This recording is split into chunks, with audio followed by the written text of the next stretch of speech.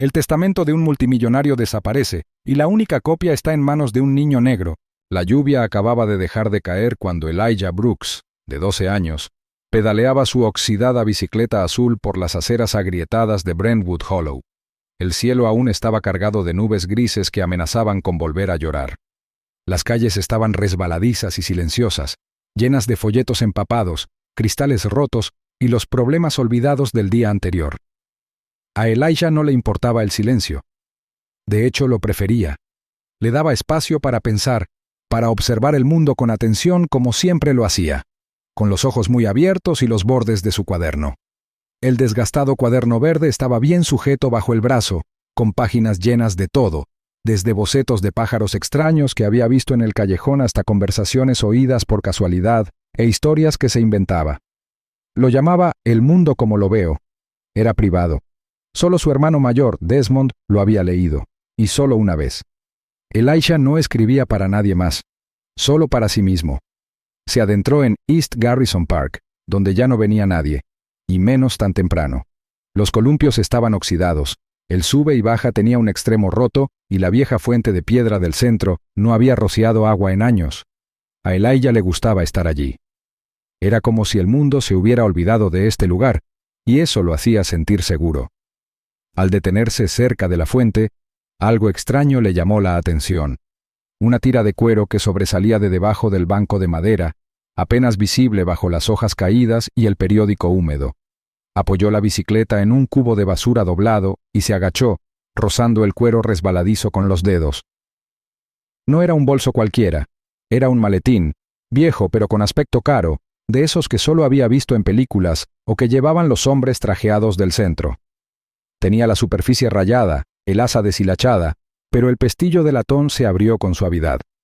Dentro, encontró una pila ordenada de documentos sujetos por un clip plateado, una memoria USB en una funda transparente y una carta doblada.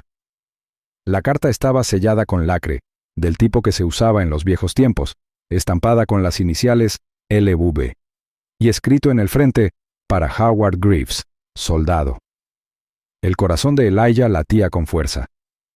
Echó un vistazo al parque vacío, sintiendo de repente que lo observaban, aunque la única compañía era un cuervo posado silenciosamente en la farola torcida de arriba. Cerró el maletín, se lo metió bajo el brazo y se apresuró a casa, pedaleando más rápido que nunca. Su apartamento estaba en el tercer piso de un edificio de ladrillos descascarillados al borde de Brentwood Hollow, donde la pintura se descascarillaba más rápido de lo que el casero podía mentir sobre arreglarla. Desmond aún no había llegado. Trabajaba como guardia de seguridad nocturno en uno de los almacenes de tecnología cerca de la autopista. Elijah colocó el maletín debajo del colchón, pero dormir nunca era fácil con la mente acelerada. Cuando Desmond regresó justo después del amanecer, Elijah lo recibió en la puerta. «Encontré algo», dijo Elijah, agarrando con fuerza el asa del maletín. Desmond parpadeó, exhausto pero curioso. «¿Qué pasa? ¿Estás bien?» Elijah asintió y dejó el maletín sobre la mesa. La abrió con cuidado, observando la reacción de su hermano al sacar los documentos y la carta sellada. Desmond arqueó las cejas y se sentó lentamente, frotándose la barbilla con una mano callosa. Empezaron a leer, hojeando las páginas legales. El nombre de Lionel Bexley aparecía en la parte superior del testamento, en negrita y centrado. Elijah no sabía mucho de multimillonarios, pero sabía que Bexley era uno de los hombres más ricos de la ciudad. Era dueño de la mitad de las torres del centro, tenía una isla privada y aparecía constantemente en las noticias. Pero había muerto hacía solo 3 días, ¿verdad? «Elijah», susurró Desmond, con la mirada fija en la página. «¿Sabes qué es esto?» «Un testamento», respondió Elijah en voz baja. «No solo un testamento», dijo Desmond, golpeando el papel con urgencia. «Dice que es el último testamento de Lionel Bexley. Y tú...» Hizo una pausa y volvió a leer. «Estás nombrado en él». Elijah se inclinó hacia adelante. «Tiene que ser un error. Hay nombres, mira. Gente de por aquí. Wendell James limpia el suelo del centro recreativo. El pastor Griggs, del refugio. Y luego, Elijah Brooks». Los dos hermanos se miraron fijamente, como si las paredes a su alrededor se cerraran ligeramente. «Pero dijeron en las noticias...» Que no dejó testamento, susurró Elijah. Desmond se levantó y empezó a pasearse, con la tensión creciendo en sus hombros. Lo que significa que alguien no quiere que se encuentre esto. Piénsalo. ¿Por qué enterrarlo bajo un banco en un parque sin vida? ¿Por qué no destruirlo? A menos que alguien quisiera que lo encontraran, por alguien inesperado. Elijah apretaba el cuaderno con fuerza. Los engranajes de su mente giraban, las piezas de un rompecabezas que aún no entendía encajaban. Algo en todo aquello parecía intencional, como si se hubiera metido en una historia que alguien más empezaba a escribir. Más tarde esa mañana, con la televisión encendida de fondo, las noticias confirmaron sus temores. Un portavoz de la familia Bexley, alto e inexpresivo, se encontraba en un podio. Sin testamento confirmado, el patrimonio de los Bexley se dividirá entre los miembros principales de la junta directiva y los afiliados de confianza, según lo decidido por la Fundación Temporal. La familia expresa su profundo pesar por esta pérdida. ¿Sin testamento? Srenia, murmuró Desmond. Mienten. Elijah observó al portavoz con atención. Su voz era tranquila y pulida, pero sus ojos no coincidían. Se movían rápidamente como buscando algo, o a alguien. Elijah tomó nota mental. Sabía algo que no dijo. Esa noche, Desmond y Elijah revisaron la carta sellada para Howard Greaves.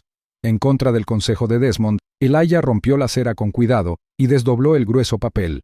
La carta era breve, escrita a mano con trazos oblicuos y precisos. Si estás leyendo esto, probablemente esté muerto. No hay nadie en quien pueda confiar ahora. Este testamento es mi última palabra honesta. Los nombres que aparecen aquí son mis verdaderos herederos. Rezo para que alguien de buen corazón lo encuentre. Si no es Howard, entonces alguien que aún crea en el bien y el mal. L.B. Elijah la releyó 3 veces. Las palabras lo oprimieron profundamente, pesadas y silenciosas. Esa noche, no pudo dormir. Afuera, las sirenas resonaban en la distancia. Dentro, el apartamento se sentía más pequeño de lo habitual, como si el aire mismo lo oprimiera. Pensó en los nombres del testamento, cada uno de ellos, alguien ignorado, un conserje, un mecánico, un administrador de hogares de acogida, gente como él. ¿Por qué ellos? ¿Por qué él? Y entonces la pregunta que más lo asustó: ¿qué pasa si la gente equivocada descubre que tengo esto? Se levantó de la cama, sacó el maletín de debajo del colchón y se sentó en el suelo con él en el regazo. A través de las persianas agrietadas, la luz de la luna se derramaba sobre los papeles del interior. Elijah aún no sabía qué debía hacer, pero sí sabía una cosa: no podía fingir que no importaba. Algo grande estaba empezando, algo peligroso y extraño. Estaba en medio de todo, quisiera o no. Y ya no era solo el chico que observaba el mundo desde la barrera. Ahora formaba parte de él. La ciudad de Carroway bullía con la energía nerviosa que siempre seguía a la muerte de alguien importante. Las vallas publicitarias, antes adornadas con el rostro de Lionel Bexley, estoico, de cabello canoso, siempre con la mirada fija en el futuro, ahora mostraban sombríos homenajes. Furgonetas de noticias estacionadas frente a la Torre Bexley, reporteros con chaquetas impecables detallando cómo un hombre tan poderoso podía morir sin ningún plan de sucesión claro. Todos los canales repetían la misma historia. No había testamento ni heredero, y su imperio multimillonario sería administrado por ejecutivos de confianza hasta que se tomara una decisión definitiva. Pero Elijah Brooks sabía que no era así. Mientras el mundo creía que el rastro de papel había terminado, Elijah guardaba la verdad en un ejemplar ahuecado de Windswept Pines, guardado a salvo en la biblioteca de la escuela secundaria East Brentwood.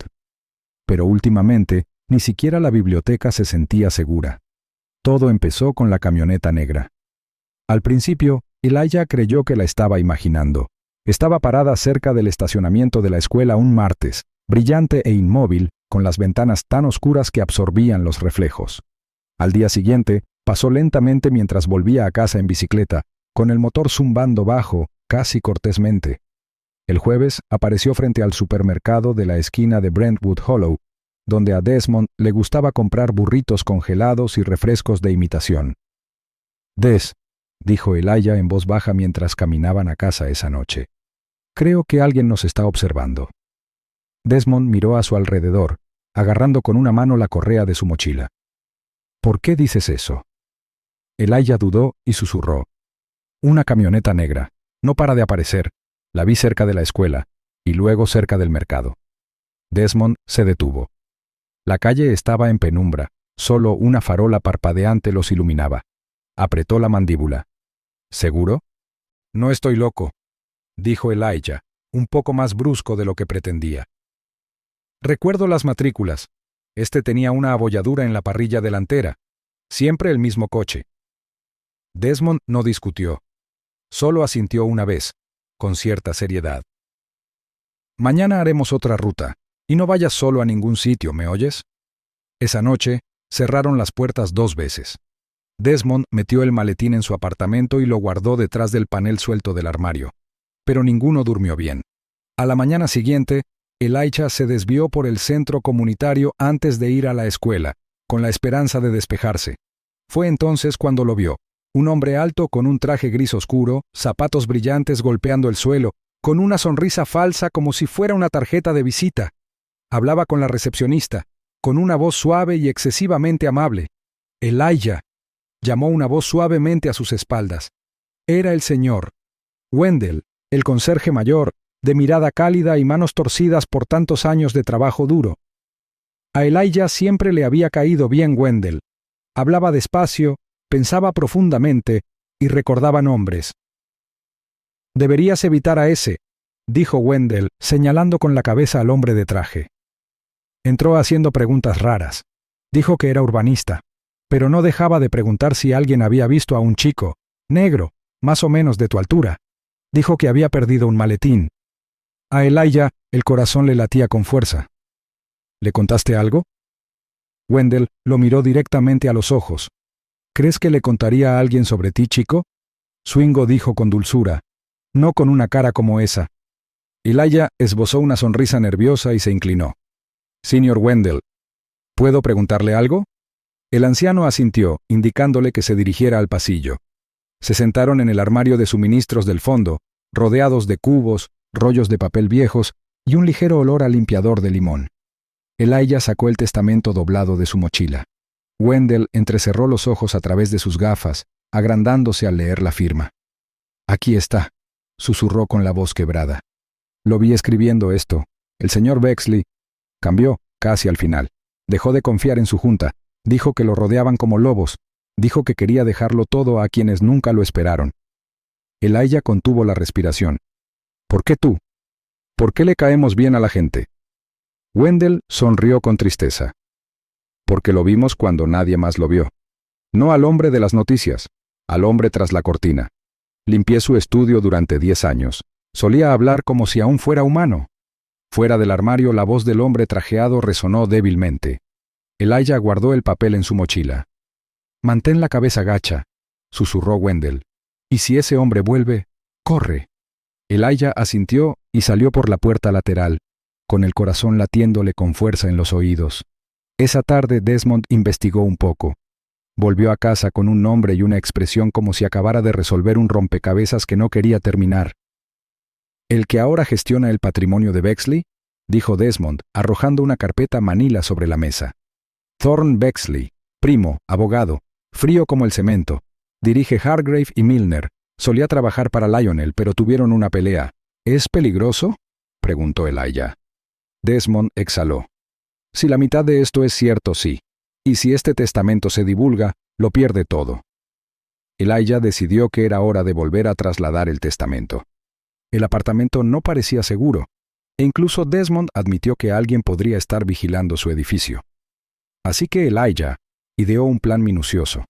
Se coló en la biblioteca de la escuela, encontró un grueso ejemplar sin leer de Windswept Pines, vació varias páginas y metió los papeles doblados y la memoria USB.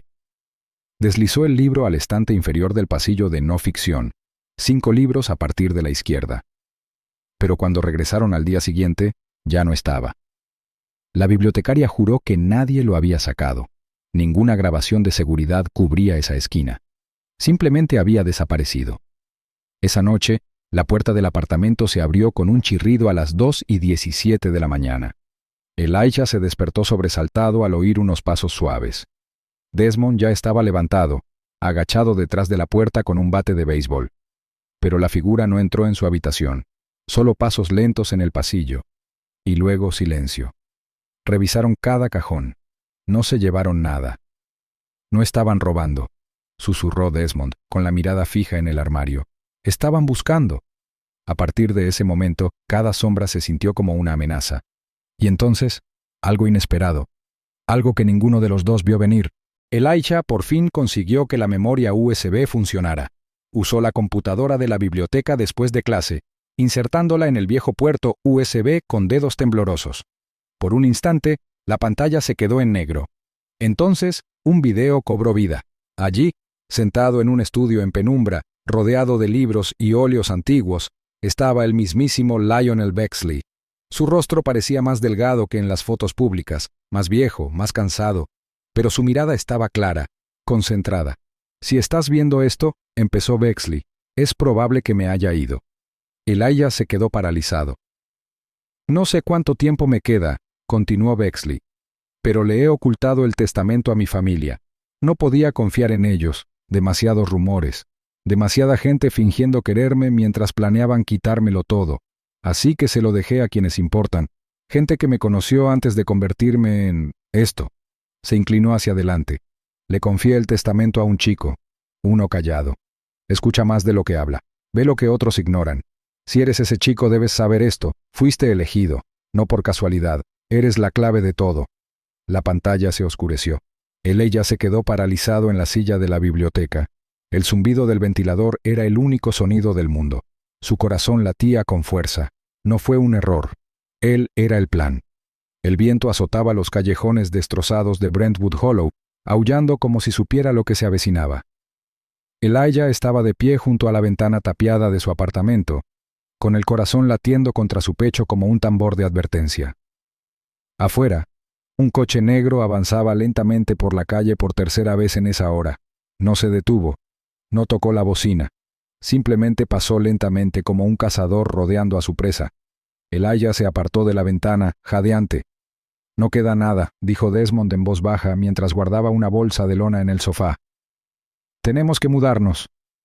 Esta noche». No estaban solos en esa decisión. El señor Wendell estaba sentado en un rincón, con las manos nudosas temblando ligeramente mientras sostenía la vieja carta de Bexley. «El hombre mencionó a alguien llamado Cale», murmuró Wendell. «Reggie Cale. A él es a quien necesitamos». Elijah asintió.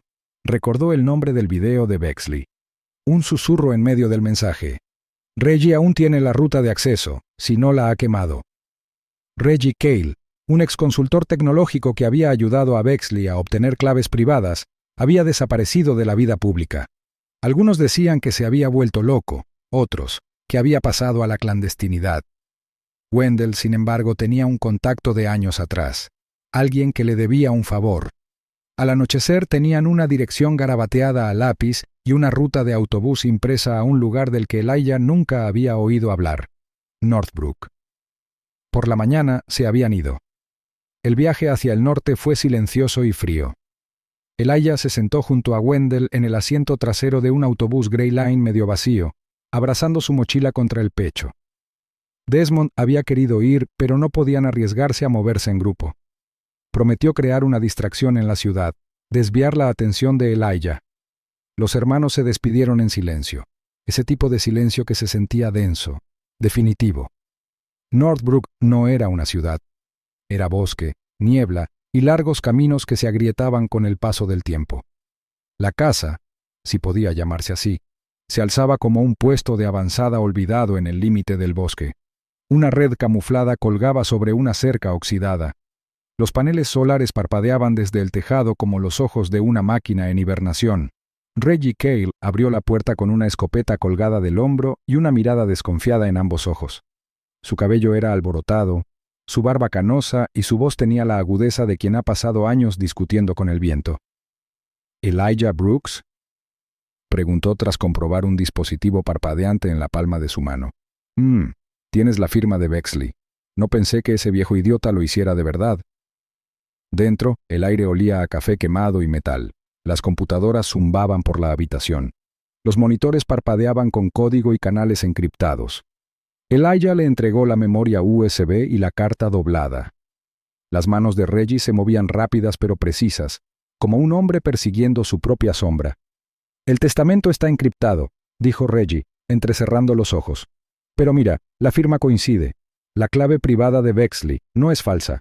Esto es real. Si la subes al Registro Nacional de la Propiedad, se vuelve permanente, bloqueada, irreversible». «Entonces hagámoslo», dijo Elijah, dando un paso al frente. Reggie levantó una mano. «Todavía no. Tienes una oportunidad, chico. En cuanto llegue a su sistema, Thorne y todos sus abogados lo sabrán. Y si tu copia de seguridad no es perfecta», señaló el testamento, «lo enterrarán en demandas y burocracia». Esa noche, Elijah intentó dormir en el suelo de Reggie, pero los sueños no le llegaban. Pensó en Desmond, en la camioneta que rondaba sus calles, y en cómo el director había empezado a observarlo en los pasillos del colegio. Algo había cambiado. Alguien había sobornado a la gente equivocada. Por la mañana, la noticia estalló. Desmond Brooks arrestado por allanamiento y vandalismo. Elijah se quedó paralizado, con las manos temblorosas, mientras leía el artículo del viejo portátil de Reggie.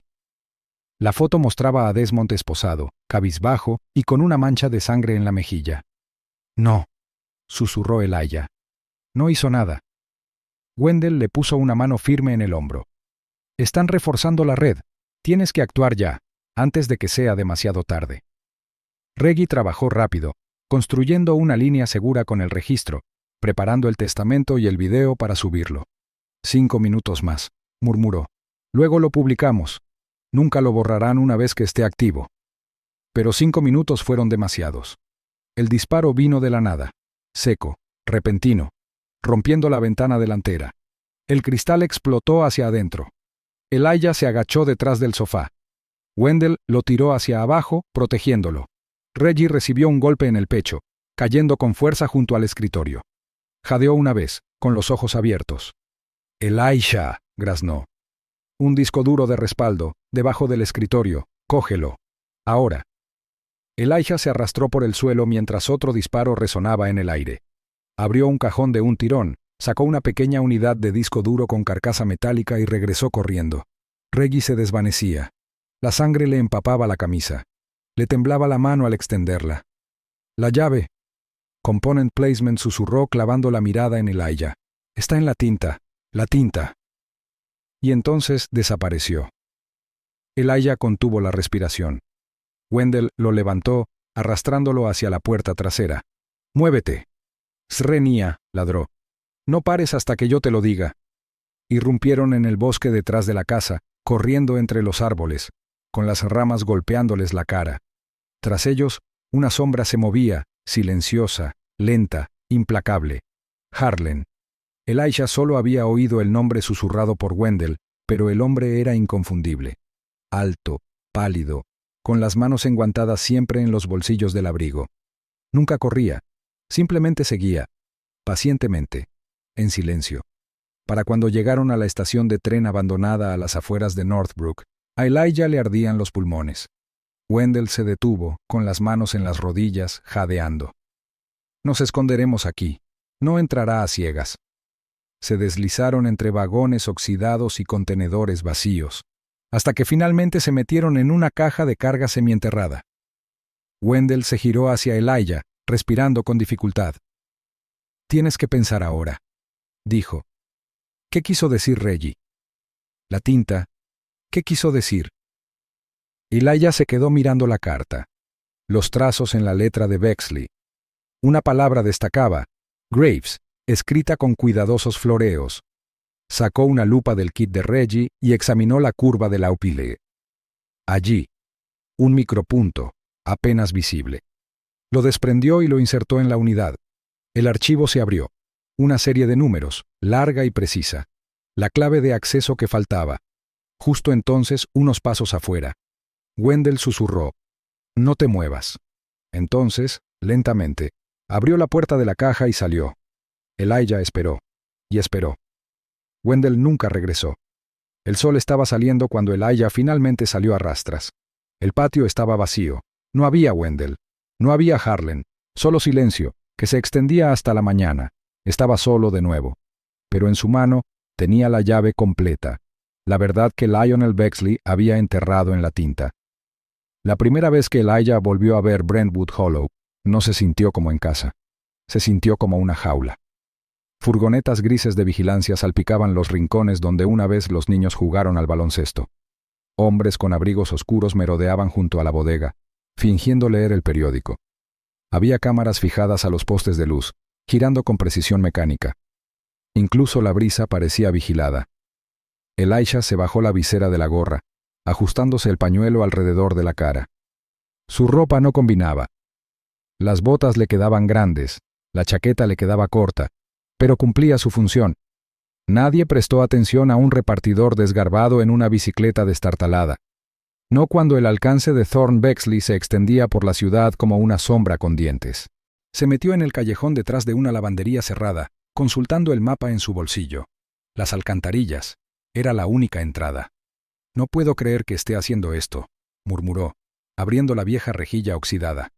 El olor lo golpeó de inmediato. Moho, podredumbre y algo innombrable. Bajó lentamente, la escalera resbaladiza bajo sus dedos, pero Elijah no se dio la vuelta. No después de lo que había perdido, no después de que Wendell hubiera desaparecido, no después de que se llevaran a Desmond esposado.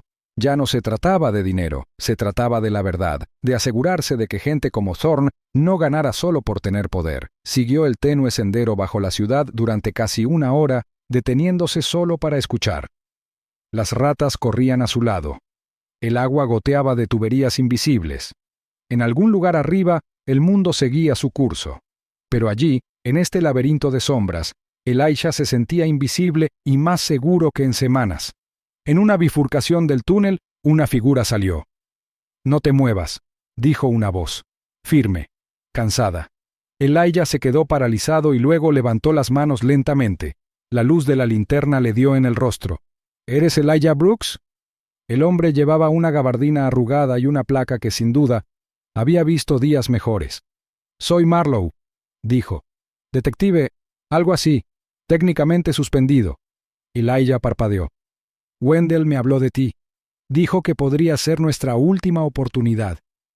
Marlowe asintió una vez, acercándose. «Mi padre trabajaba para Bexley. Murió pobre porque se negó a jugar sucio.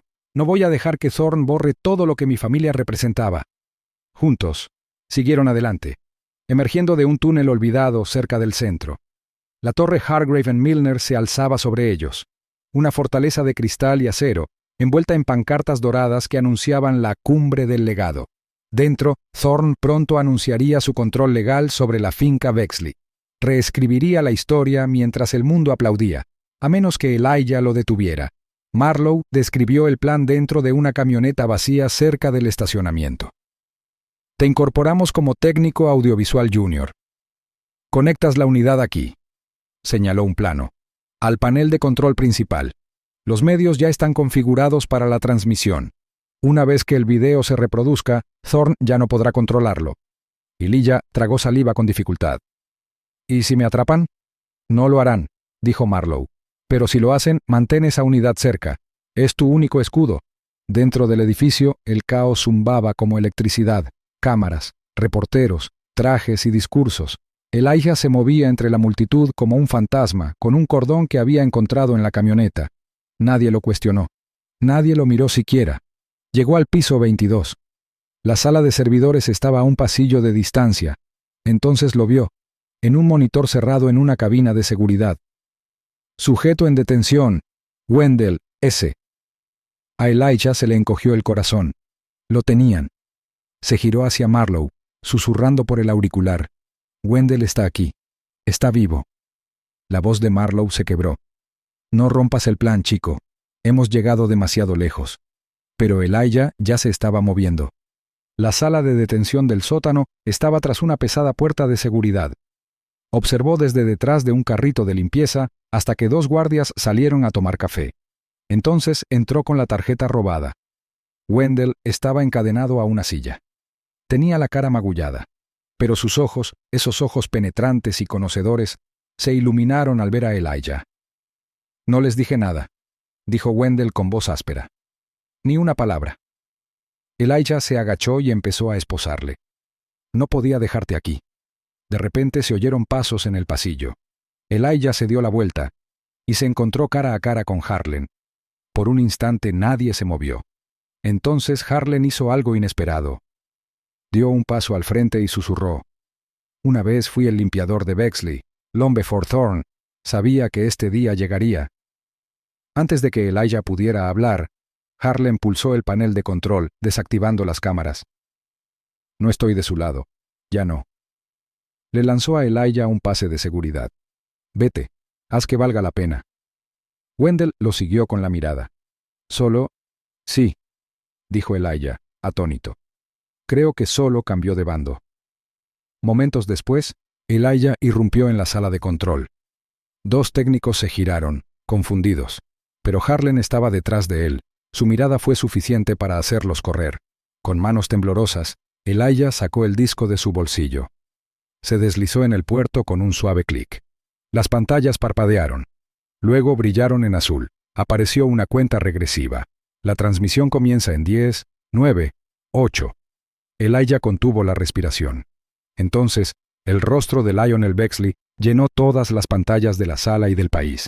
«Si estás viendo esto, me he ido, y eso significa que es hora de la verdad». El discurso se reprodujo sin interrupciones.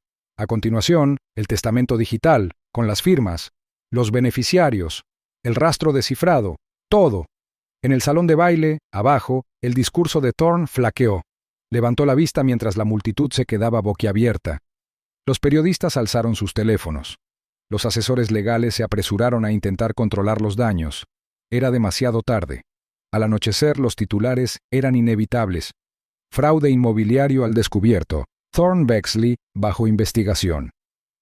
Adolescente misterioso descubre el verdadero testamento de un multimillonario.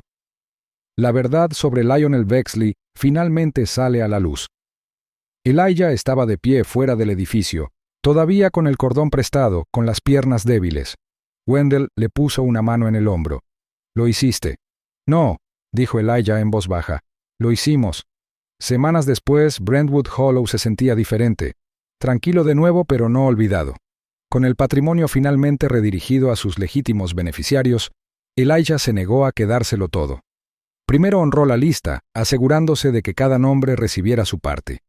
Luego fundó algo con lo que Bexley alguna vez había soñado: un programa de becas para los olvidados, para niños como él. En el mismo parque donde todo empezó, Elijah se sentó bajo el roble. El cuaderno reposaba en su regazo.